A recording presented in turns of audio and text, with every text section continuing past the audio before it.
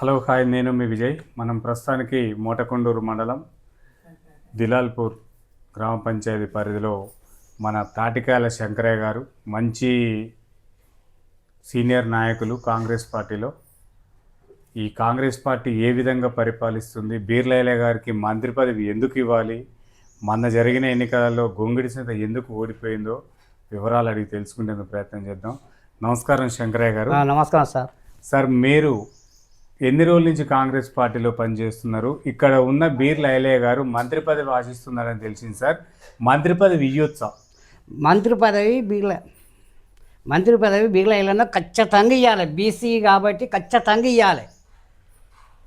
ఆయన ఏదో భూములకు అక్రమ దోపిడి దోస్తుండు, ఇది చేస్తుండు, అది ఆ కేటీఆర్ హరీశ్రావు వీళ్ళు అంతా తలిగి ఆయన ఒక హరీశ్రావు కేటీఆర్ అంత ఆగం చేస్తున్నారు. కల్లులం చేస్తున్నారు అంతా పార్టీని. ఇది చేస్తలేడు, అది చేస్తలేడు, అది అనుడు ఇదంతా కల్లులం చేస్తున్నారు సార్. టీఆర్ఎస్ వాళ్ళు ఏం చేసిర్రు? దళితులు ముఖ్యమంత్రి చేసిండా? కేసీఆర్ చేసిండా? చేయలేదు. దళితులు ముఖ్యమంత్రి చేయలేదు. ఒక డబుల్ బెడ్రూమ్ అన్నాడు, ఒక్కరికన్నా ఇచ్చిండు అడ పెట్టిండు. పార్టీ తొత్తులు ఎవరెవరు వాళ్ళకే ఇచ్చిండు. ఒక దళితునికి 3 ఎకరాల భూమి ఇస్తాడు, అది ఇచ్చిండా? ఒక దళితునికి 10 లక్షలు ఇస్తాడు, దళిత బంధువు ఇస్తాడు, ఇచ్చిండా? ఏమన్నా ఓట్ల ముందర ఏంటంటే మళ్ళా గెలవాలన్న ఉద్దేశంగా చెప్పుడు తప్ప ఏమి ఇయ్యలేదు. ఏం పరిపాలన చేసిండు? 10 ఏళ్ళు చేసిండు. ఆడు 11 నెలలు కాక ముందుగా నా ముప్పు తిప్పల పెడుతున్నారు కాగా టీఆర్ఎస్ వాళ్ళు కాంగ్రెస్ వాళ్ళను. ఓకే సార్, మరి మీరు వచ్చి కూడా 11 నెలలు అవుతుంది. మీరు ఇచ్చిన హామీలు కూడా నెరవేరుస్తలేరు. మహిళలకు 2500 ఇయ్యదేదని చెప్పేసి ఇక్కడున్న మహిళా సోదరి మనలు అంటున్నారు సార్. దానికి మీరు ఏం చెప్తారు? ఇస్తాను సార్. ఒక రోజు వెనుక ముందు అన్ని 6 గ్యారంటీలు అన్నాడు ఈయన రేవంత్ అన్న. 6 గ్యారంటీలు ఒక్కటి కూడా పోకుండా ఖచ్చితంగా చేస్తాడు ఆయన. ప్రభుత్వాన్ని కోల్పోకుండా చేసుకుంటాడు ఆయన. వీళ్ళు ఉరుకులు పెట్టంగానే ఉరికితే అవుతుందా? ఓకే సార్, ఇక్కడ మొత్తం కూడా కాంగ్రెస్ పార్టీ అంటేనే మొత్తం రెడ్డిలు పరిపాలిస్తున్నారు, దొరల పాలన ఇది. నల్గొండ జిల్లాలో మొత్తం దొరలే పరిపాలిస్తున్నారు అంటున్నారు సార్. మరి ఇది ఎంతవరకు వాస్తవం అంటారు? ఇక దొరల పాలన అంటే ఇక పైసలు ఉన్న వాళ్ళదే పని వ్యవహారం ఉంది. ఇప్పుడు అంతా గట్లే నడుస్తుంది. ఎక్కడైనా ఏ దొరలదైనా గట్లే ఉంది. గత ప్రభుత్వం మొత్తం కూడా యాదగిరిగుట్ట టెంపుల్ కానీ నీళ్లు కానీ అన్నీ కూడా మేమే తెచ్చినామంటున్నారు. ఈ విలేజ్లో కూడా సీసీ రోడ్లు కూడా బీఆర్ఎస్ హయాంలోనే జరిగినాయి అంటున్నారు సార్. ఇది ఎంతవరకు వాస్తవం?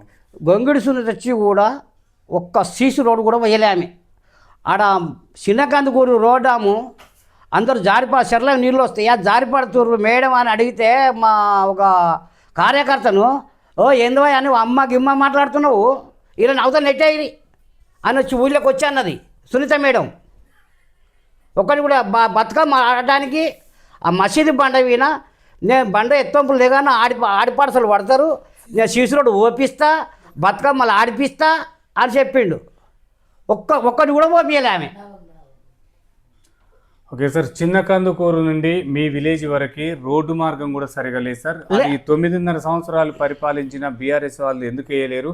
మీరు అధికారంలోకి వచ్చిన తర్వాత బీర్లైల గారు దాన్ని పూర్తి చేస్తాడా? మేము ఖచ్చితంగా చేస్తాం. అది చిన్న కందుకూరు రోడ్డు శాంక్షన్ చేస్తుర్రు. ఖచ్చితంగా రోడ్డు పోసేదాక మేము కార్యకర్తలను బీర్లైల నిధులు కొనియాం. బీర్లైల గారు ప్రతి విలేజ్లో శంకుస్థాపనలు చేసి శిలాపలకల మాదిరి వదిలేస్తున్నాడు. ఆయన మంత్రి పదవి కోసమే స్వార్థపడుతున్నాడు అని చెప్పేసి అంటున్నారు. లేదు, ఆయన అట్లా పైసల కోసం ఆశపడ్డాడు కాదు. పైసలు ఆయనకు అవసరమే లేదు. ఏదో ఆయన వీళ్ళ లెక్క అందరి లెక్క పైసలు దొబ్బి పక్క జరగడం బీర్లైల తన లేదు. ఆయన సంపాదించుకుని మస్తుగా తిన్నా దంగకుంటున్నది ఆయనకు. ఈ పార్టీలో సంపాదించవలసిన పనే లేదు బీర్లైలకు. సేవ చేయడానికి వచ్చిండు ముందుకు, అంతే అన్న. ఇప్పుడు రేపు సర్పంచ్ ఎన్నికలు వస్తున్నాయి సార్. సర్పంచ్ ఎన్నికలలో మీరు పోటీ చేస్తారా? మేము కాంగ్రెస్ వాళ్ళని ఖచ్చితంగా పోటీ చేస్తాం. ఇదే గొల్లనాంజయ్యను 2 సార్లు 10 ఓట్లతోని దెబ్బతీపిచ్చిర్రు బీఆర్ఎస్ వాళ్ళు కట్టుకట్టి. ఈసారి గొల్లనాంజయ్యను ఖచ్చితంగా మేము సర్పంచ్గా గెలిపించాలని మా అభిప్రాయం. సార్, మీరు చెప్తున్న అంజయ్య మీదనే వెలిగేషన్స్ వస్తున్నాయి సార్. బాగా అవినీతి పరుడు, బాగా బీఆర్ఎస్లో బేరాలు కుదరక కాంగ్రెస్లోకి వచ్చిందని చెప్పేసి ఇక్కడ ఉన్న కొంతమంది ప్రజలు అంటున్నారు. ఇది ఎంతవరకు వాస్తవం? లేదు లేదు, ఆ బీలాయిలో ఎంత గొల్లనంజే ఒక రూపాయి తినడు, ఒక రూపాయి వెచ్చిపోతాడని ఒక రూపాయి తినటోడు కాదు. ఆయనకు అవసరం కూడా లేదు గొల్లనంజేయకు. ఒక రూపాయి ఒకరు తినడు ఆయన. బాజార్లో పంటి పోతే 10 రూపాయలు వాళ్ళన్న అనాది పోతే ఒక 50 100 ఇచ్చిపోతాడు, కానీ ఒక తన ఆశించి ఒక సొమ్ము తినటోడు కాదు. ఒకసారి ఇక బెల్ట్ షాపుల పైన మీరు నిర్మూలన కోసం గౌరవ ముఖ్యమంత్రి గారు కూడా చాలా కృషి చేస్తున్నారు సార్. ఆల్రెడీ మునుగోడు నియోజకవర్గంలో కూడా రాయగోపాల్ రెడ్డి గారు నిర్మూలించడం కోసం ప్రయత్నం చేసిండు. మరి ఇక్కడ అలాంటి నిర్మాణాలు ఏమైనా జరుగుతున్నాయా? ఏమో సారు, ఇగో వీళ్ళంతా దొంగతనం నేర్పిండ్రు. ఈ గల్లీకి ఒక మైనస్ అయిపోయింది. బీఆర్ఎస్ వాళ్ళు 10 ఏళ్ళు ఉండి పైసలు ఇదే లాభం కొట్టాలరా ఇదే లాభం రా అన్నట్టుగా వాళ్ళంతా గల్లి పెట్టినాక ఇవాళ కాంగ్రెస్ వాళ్ళు వచ్చి ఆ బెల్ట్ షాపులు బంధు అంటే ప్రభుత్వం పూకుల మొట్టాన కాడికి తెచ్చిర్రు ఈ బీఆర్ఎస్ వాళ్ళు. మీరు దాన్ని నిర్మూలించలేరా? ఎందుకు నిర్మాణించాలి? గల్లికి బంద్ చేయాలి.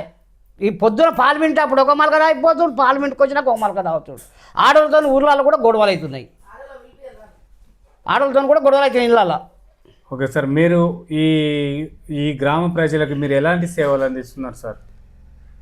మేము ఏ సేవ అయినా అందిస్తున్నాం సార్. ఇప్పటికైతే మేము కాంగ్రెస్ అంటే ఆపతున్నా సాపతున్నా పోతున్నాం, చెడో మంచి వాడికి పోతున్నాం, అరుచుకుంటున్నాం, తెలుసుకుంటున్నాం, పనులు చేపిస్తున్నాం.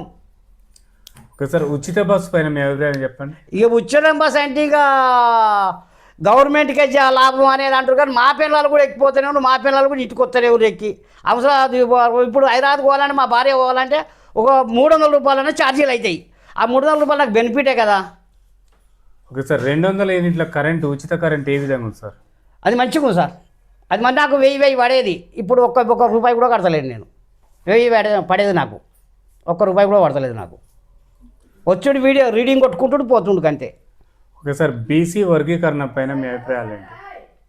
బీసీ వర్గీకరణ రావాలి సారు, రావాలి. ఎప్పుడు మనకు అదే అయిపోతుంది, కానీ ఈసారి ఖచ్చితంగా రావాలి. కాంగ్రెస్ పార్టీ కూడా బీసీకి వర్గీకరణ కోసం ఏదో రేవంత్ రెడ్డి ఇట్లా చేస్తుడు అట్లా చేస్తున్నాడు కాదు, రేవంత్ రెడ్డి కూడా ఉన్నది బీసీలు రావాలని. ఓకే సార్, మీరు ఫైనల్గా ఈ గ్రామ ప్రజలకి, ఓటర్లకి ఏం చెప్పదలుచుకున్నారు? ఏం చెప్పాలి, మేము అభివృద్ధి పనులు అన్నీ కరెక్ట్ చేస్తాం. ఈసారి కనుక ఓటర్లతోని మేము ఓట్లు వేయించుకుంటాం మళ్ళా. అవును సార్, మీరు తులం బంగారం ఇవ్వండి మీకు ఓటు ఎట్టేస్తారు అనుకుంటున్నారు? జర వెనకబడ్డాం సరే, ఇస్తాం, అది కూడా ఇచ్చేస్తాం. అది కూడా ఏం ఆపడు రేవంత్ అన్న, అది కూడా ఏం ఆపడు, అది కూడా ఇచ్చేస్తాడు. అనుకున్న 6 గ్యారెంటీలు ఖచ్చితంగా ఇస్తాడు. ఇక కావాలని ఎమ్మడి పడుతున్నారు కానీ తప్ప ఈ కేటీఆర్, ఈ హరీష్ రావు, ఇక ఆయన కౌశిక్ రెడ్డి, ఇక వీళ్ళంతా వీరోళ్ళు ఎవరు కూడా లేరు. Okay sir, thank you. చూస్తూనే ఉండండి మీ తెలుగు టీవీ.